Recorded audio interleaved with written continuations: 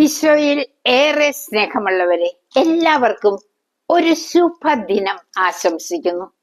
December 11 ഡമാസസ് പാപ്പയുടെ തിരുനാൾ ദിനമാണ്. എന്താണ് അദ്ദേഹത്തിന്റെ പ്രത്യേകത? റോമിലെ ഔദ്യോഗിക മതം ക്രൈസ്തവ മതമായി പ്രഖ്യാപിച്ചത് അദ്ദേഹമാണ്.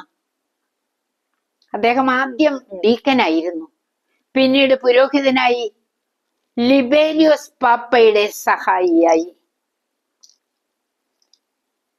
അദ്ദേഹം പാപ്പ മരിച്ചപ്പോൾ ആ സ്ഥാനത്തേക്ക് അവരോധിക്കപ്പെട്ടു.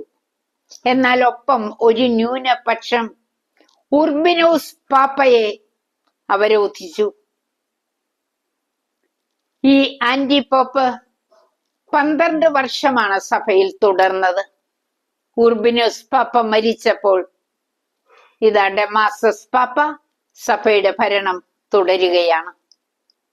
അദ്ദേഹത്തിന്റെ ലക്ഷ്യം ഒന്നായിരുന്നു, സഭയെ വിശുദ്ധിയിലേക്ക് നയിക്കുക. ഒരു വിശുദ്ധ പാപ്പയായിരുന്നു അദ്ദേഹം.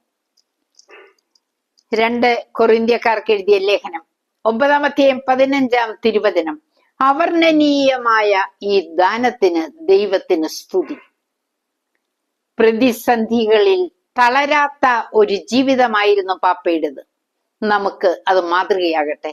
ജീവിത പ്രതിസന്ധിയിൽ ധീരതയോടെ യേശുവിന്റെ കരം പിടിച്ച് മുന്നേറാൻ ഈ സന്ദേശം സഹായകമാകട്ടെ. ശക്തി പരിശുദ്ധാത്മാവ് എല്ലാവർക്കും നൽകുന്നുണ്ട്. കൃപ സ്വന്തമാക്കാം. ദൈവത്തിന് നന്ദി പറയാം. ആമേൻ.